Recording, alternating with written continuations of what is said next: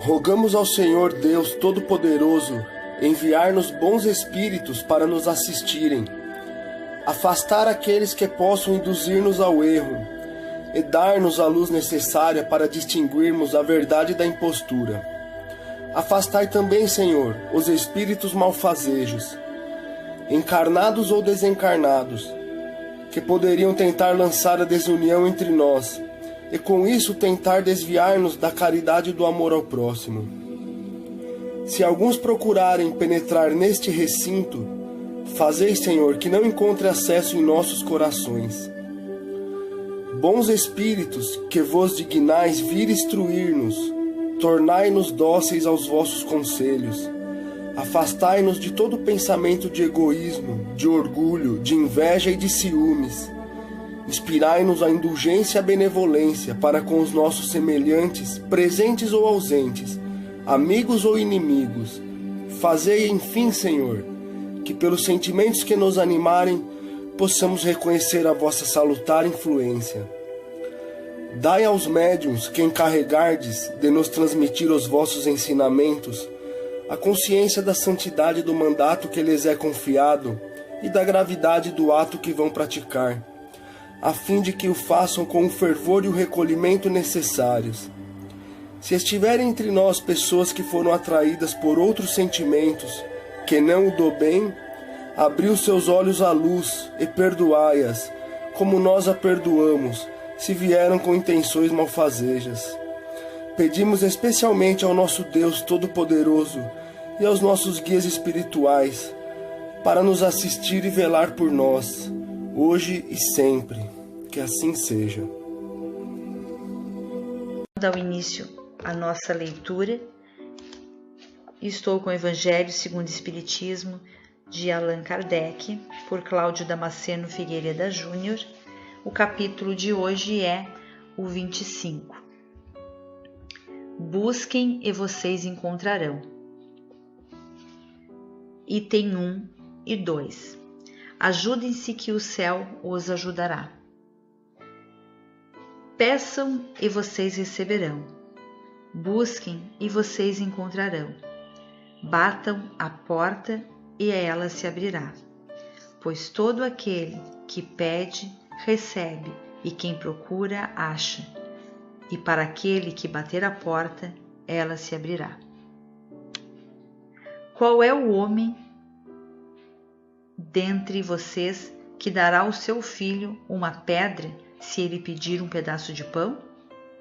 E se ele lhe pedir um peixe, lhe dará uma serpente?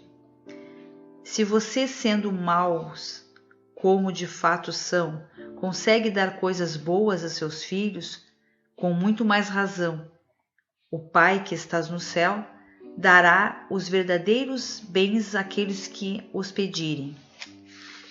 Do ponto de vista terreno, o ensinamento busquem e vocês encontrarão é semelhante a este: ajudem-se que o céu os ajudará.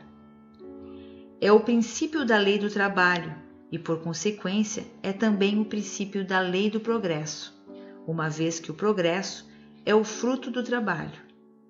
Para que exista progresso, todas as forças da inteligência humana devem ser colocadas em ação. No início da humanidade, o homem apenas usou sua inteligência para procurar alimentos, para se proteger das tempestades e para se defender dos inimigos. Deus, querendo diferenciar o homem dos animais, deu-lhe o desejo incessante de buscar sempre o melhor para si. É esse desejo que o conduz às descobertas, às invenções e o aperfeiçoamento da ciência, pois é a ciência que vai lhe proporcionar o que lhe falta. Graças às pesquisas, a sua inteligência desenvolve e a sua moral se purifica. As necessidades do corpo vêm antes das necessidades do espírito. Depois do alimento material, ele necessita do alimento espiritual. É assim que o homem passa do estado de selvagem para o de civilizado. O progresso que cada homem realiza individualmente durante sua vida é muito pequeno. Esse progresso não é percebido mesmo quando analisamos um grande número de indivíduos. Como então a humanidade poderia progredir sem a persistência e a reencarnação da alma? Se as almas deixassem a Terra todos os dias para não mais voltar, a humanidade não progrediria, pois somente seres primitivos encarnariam incessantemente e teriam que fazer tudo de novo e aprender tudo outra vez. Se fosse assim, não haveria razão para que o homem de hoje fosse mais avançado que o homem primitivo, uma vez que, para cada nascimento, todo o trabalho intelectual teria que recomeçar. Ao contrário, a alma, retornando com o progresso que já realizou e adquirindo a cada reencarnação alguma experiência a mais, ela passa gradualmente do estado de selvagem à civilização material e desta à civilização moral. Olá pessoal, tudo bem? Lei do trabalho e lei do progresso. Quem cedo madruga, Deus ajuda. Era uma historinha que eu escutava dos meus pais, quando eu era pequeno, e que me motivava a ir para o colégio, a fazer qualquer atividade, Quem cedo madruga, Deus ajuda. É claro que meu pai teve que forçar a minha saída da cama muitas vezes, Como todos os novos jovens fazem, Até que entrem nos eixos e comecem a fazer o caminho. Essa lei natural, ela aborda alguns aspectos mais históricos, como o próprio texto nos fala, Ajudem-se que o céu os ajudará. Tomem ação. Façam acontecer. Que automaticamente as coisas vão se ajeitando. Para qualquer coisa que você faça, para qualquer iniciativa que tu tome na tua vida, as coisas vão começar se ajeitando. É assim que funciona. Sempre foi assim. E qual é a nossa história, a nossa participação nessa história? É muito simples. A lei do progresso nos empurra à necessidade. Nós somos obrigados a nos mexer. Porque nós temos, em primeira instância, nós temos lá a necessidade de alimento, a necessidade de vestuário, a necessidade familiar. Então nós temos necessidades que nos fazem tomar alguma ação. Poxa, para te poder se alimentar, você vai procurar um trabalho. Isso nós vendo de um aspecto mais geral, mais amplo. Historicamente, desde que começou a nossa história de humanidade, nós vamos buscando leitos de rios, vamos montando as nossas hortas, se estabelecendo em pontos, e assim a população foi crescendo e foi automaticamente dando os seus passos, no que nós somos hoje. Mas esses passos, eles não acontecem da noite para o dia. Não nasceu ninguém agora milagrosamente com um QI muito elevado que modificou a história do nosso planeta. Não. O Espiritismo nos conta que nós que habitamos esse planeta, nas nossas indas e vindas entre o plano astral e aqui a Terra, nas nossas evoluções, sempre lembrando que aqui é transitório, Nossa vida é transitória. Nós aprendemos alguma coisa. A cada encarnação, a gente desenvolve algum aspecto, desenvolve alguma tarefa. O que nós somos hoje é apenas parte do nosso todo, uma parte pequena, uma parte necessária para a nossa evolução espiritual. É apenas um lapso nosso vivendo na Terra, às vezes com necessidade, e às vezes até com uma sobra muito grande, né? E essas diferenças que nós vemos, são reajustes. E esses reajustes, eles têm o seu passo a passo, tanto na riqueza quanto na pobreza. Ambas partes precisam mover-se, precisam fazer um esforço de compartilhar, um esforço de querer se sobressair de alguma forma. Esse se sobressair não deve ser aquele aspecto de nos levar ao egocentrismo, mas se sobressair dentre as dificuldades que nos encontramos. Assim como quem é rico também tem todos os seus problemas, quem é pobre também os tem.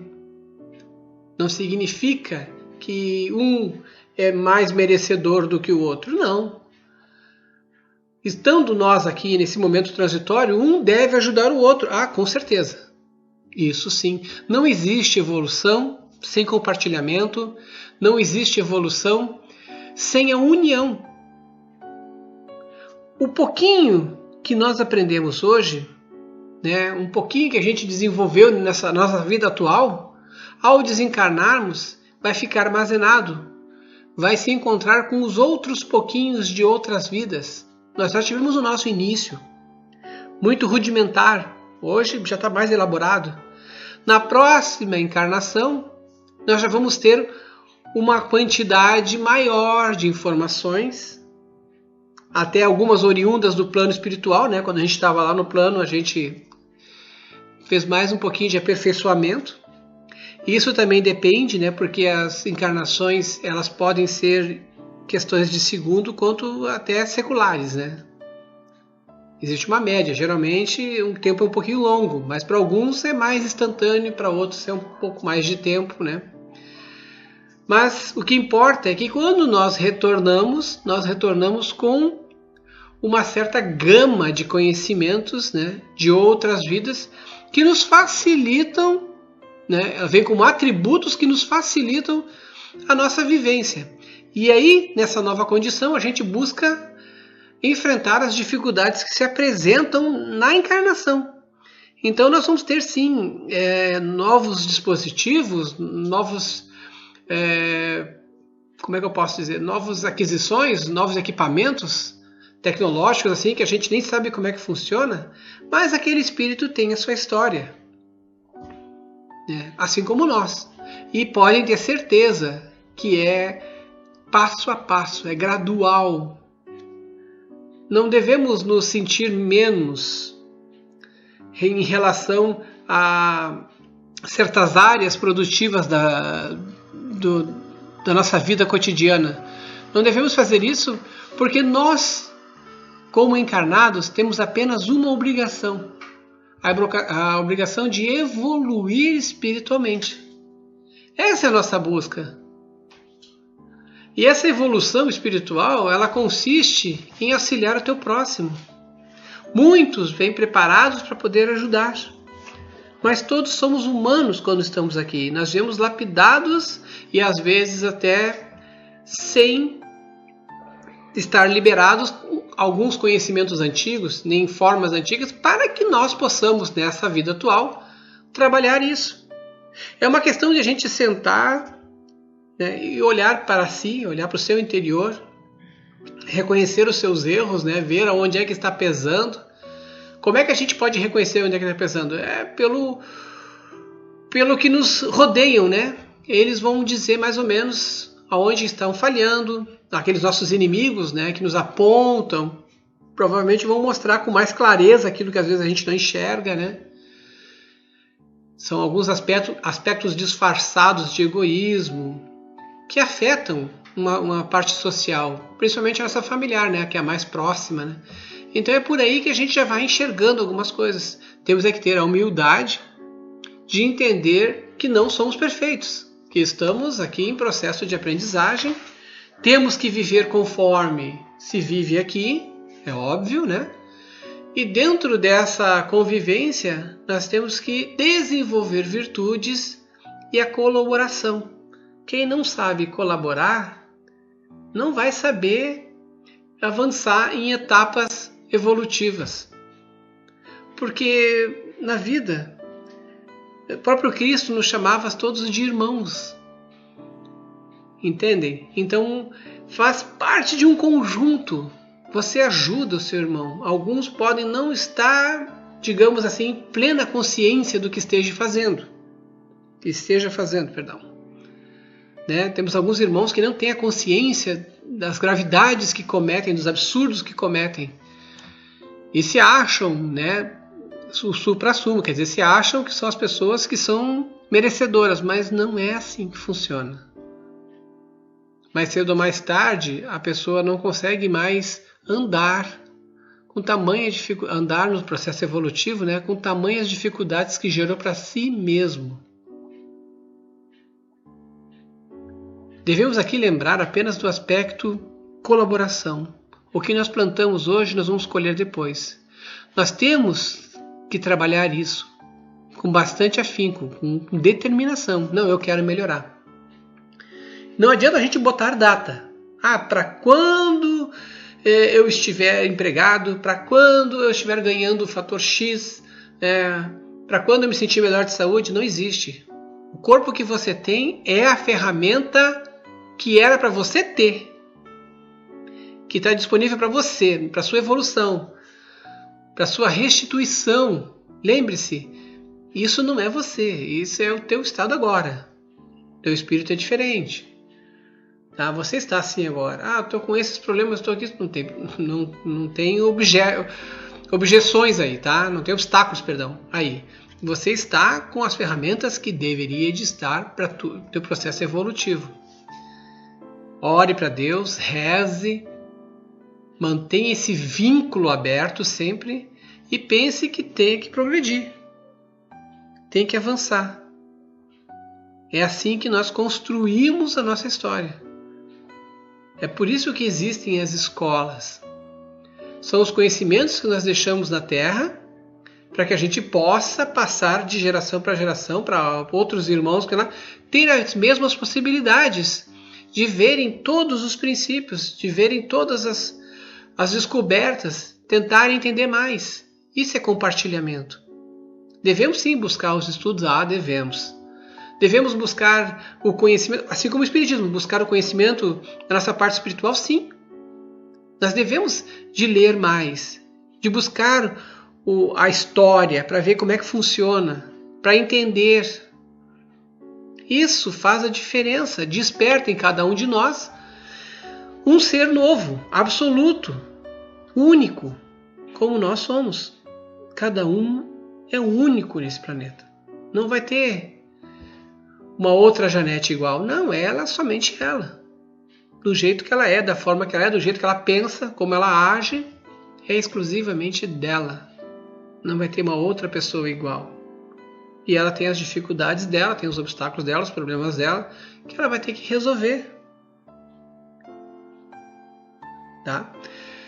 Essas determinações, a gente pode chamá-las de virtudes, que é o que nós vemos o tempo todo nos nossos evangelhos lá, né? O assunto que a gente conversa, né? São os aspectos das nossas virtudes. O que nós temos que trabalhar mais? Mas não basta só trabalharmos nas virtudes. Temos que combater aquilo que nos destrói, que nos afeta. O egoísmo, o ódio, a vingança, o ciúme, a preguiça. Nós não podemos esperar que as coisas caiam no nosso colo, que as coisas nos cheguem. Nós temos que ir atrás. Eu preciso me mexer, eu preciso fazer acontecer. Que seja sempre um convite para vocês a se manifestarem, a buscarem, a lerem, a pesquisarem, a estudarem, a se esforçarem, não importa a condição que estejam. Tenham fé em Deus e muita paz no coração. Vamos agora preparar a frutificação das águas. Vamos pedir aos nossos amigos do plano espiritual que coloquem nas águas dos senhores os remedinhos que vocês precisam, tanto para o corpo físico como para a parte espiritual, e que a cada vez que vocês tomarem, sintam-se melhores, reconstituídos, revigorados e que a casa de vocês seja abençoada e iluminada. Senhor, pedimos agora que os bons espíritos entrem em nossos lares, que as nossas casas sejam limpas e purificadas. Se houver entre nós espíritos inferiores, que eles sejam auxiliados e levados para os seus lugares de merecimento. Que as nossas casas se encham de amor e harmonia. Pedimos auxílio para o plano espiritual, para a corrente amiga do Dr. Bezerra de Menezes, para a fluidificação das águas. Que nelas eles depositem todo o amor e as curas para os nossos males. Nós te rogamos, Pai, de infinita bondade e justiça, o auxílio de Jesus através de Bezerra de Menezes e suas legiões de companheiros. Que eles nos assistam, Senhor, consolando os aflitos, curando aqueles que se tornem merecedores, confortando aqueles que tiverem suas provas e expiações a passar, esclarecendo os que desejam conhecer a verdade e assistindo todos quanto apelam ao teu infinito amor. Jesus, estende tuas mãos dadivosas em socorro daqueles que te reconhecem, o dispenseiro fiel e prudente de teus santos espíritos, a fim de que a fé se eleve, a esperança aumente, a bondade se expanda e o amor triunfe sobre todas as coisas. Bezerra de Menezes, apóstolo do bem e da paz, amigo dos humildes e dos enfermos, movimenta tuas falanges amigas em benefício daqueles que sofrem, sejam males físicos ou espirituais. Santos Espíritos dignos obreiros do Senhor, derramai as graças e as curas sobre a humanidade sofredora, a fim de que as criaturas se tornem amigas da paz, do conhecimento, da harmonia e do perdão, semeando pelo mundo os divinos exemplos de Jesus Cristo. Que assim seja. Que assim seja, e que a casa do Senhor seja iluminada com muita luz, com muita paz, com muita harmonia. Lembre-se que é vocês que fazem o ambiente melhorar. Já começa aí o progresso. Retribuam com sorriso, seja o que for que vier, né? Sempre com sorriso, com carinho. Agarrem-se à oração. Entrem na profundidade da alma de vocês e vejam lá todos os fatores que têm que ser arrumados. Devagarinho vocês vão arrumando. É passo a passo, gente, é gradual. E que todos recebam com muito carinho as bênçãos e as luzes dos espíritos amigos que estão com vocês.